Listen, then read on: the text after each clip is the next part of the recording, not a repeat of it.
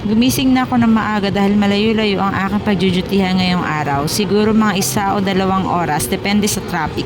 Kumain at nagkape bago umalis. Uminom na rin ako ng vitamins para may lakas buong maghapon. Pinas forward ko na nandito na ako sa bus. O diba, ang bilis ng transition. Pero nakaramdam ako ng hilo dahil sa amoy ng aircon. Buti na lang may nadala akong binigay sa akin na katin ko. Medyo nabawasan yung hilo ko. At dahil medyo malayo-layo tayo, ay nakaidlip ng bongga ang kumarino. Para namang si Sleeping Beauty lang matulog ang babae. Pero syempre dahil mini vlogger tayo, kunwari lang yan mga ma. Dahil tayo ay solo content creator, dapat maging creative tayo sa lahat ng bagay na ginagawa. Sobrang lakas din ang ulan bago ako umalis ng Maynila. At kaya mag-iingat po tayong lahat mga kumare, palagi magdala ng payong. Nakarating na ako sa aking pupuntahan at pagbaba ko medyo makulimlim pa nga rin dito. Medyo naawa nga ako sa sapatos na suot ko dahil medyo maputik pala tong binabaan ko. Pero dahil wala akong choice kundi sige, go lang, laban.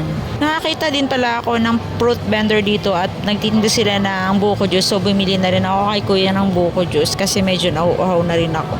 At sa hindi ko inaasahan na yung nabili kong buko juice sira na pala at todo inom pa ako. Pero nung mga nakarating na ako sa SM medyo malapot na siya kaya binalik ko kay kuya. Nakaramdam din ako ng pagkulo ng tiyan kaya sabi ko ay hindi na tatama at kailangan kong ibalik kay kuya kasi hindi ko pa siya na uubos at konti pa lang yung bawas ko. Kuya, magkano yung avocado nyo? Gusto ko lang bumili ng avocado pero dahil sa antagal ni ating mamili nainip na ako at umalis na. Sabi ko babalik na lang ako mamaya bago umuwi na Maynila para makabili pero dahil doon nakalimutan ko na rin.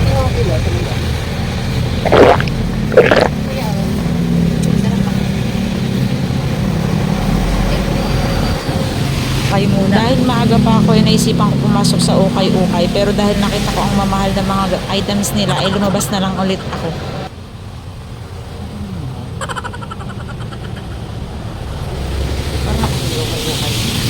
Lumabas na ako at naglakad papunta sa SM.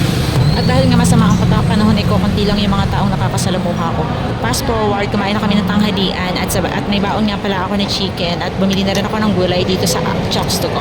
So tingnan nyo naman guys yung baon ko chicken, super yummy. Sa panahon na ganito ay napakasarap kumain lalo na kung may sabaw yung kinakain mo. Kaya dito ka mo kumain kasi nabibigay sila ng sabaw.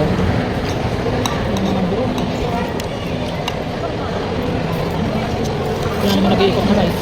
Meron yan meron din. At syempre, hindi naman mawawala ang kape pagkatapos kumain. Hindi pwedeng walang kape. Kape sa umaga, sa tanghali, sa hapon. Everyday kape. Kape is life. Lalo na sa taglamig na panahon. Kahit maya't maya magkakape ako. Ito na yung unang higop na damunguyo. Sobrang dami nga palang tao dito sa Calamba kahit na masama ang panahon. Anyway mga mare, maraming salamat sa pakikinig at pagtapos ng aking mini vlog. Maraming salamat.